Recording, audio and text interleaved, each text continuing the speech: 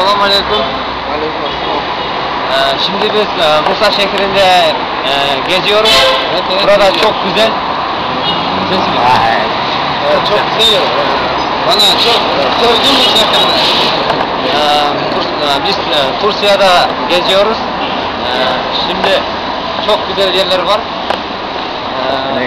Kırgızistan'a yakında gideriz. 8 ay sonra döneceğiz Kırgızistan'a.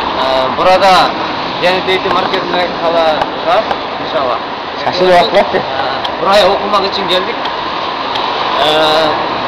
Güzel yerlerin çekiyor. Çek.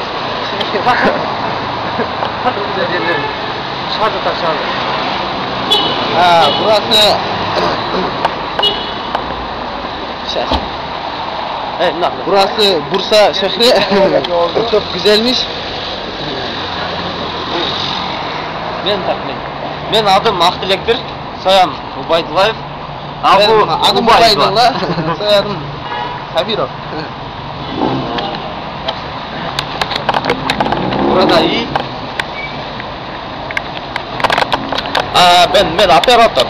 Operatör adı Hırs verdi. Hırs verdi. Soyadı öyle. Soyadım bilmiyor musunuz ama? Antilopa'da.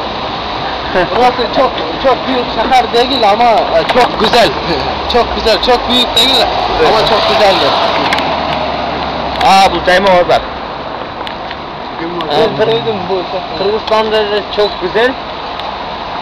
Ama biraz değil. Burası Pastane ver, pastane. Tatlılar vardı. Tatlı, pastane. Ve açık başka var. Dur.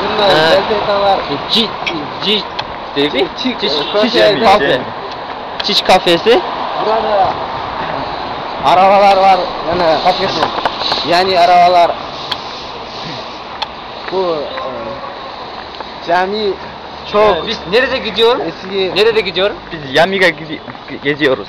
Yami nerede? Cami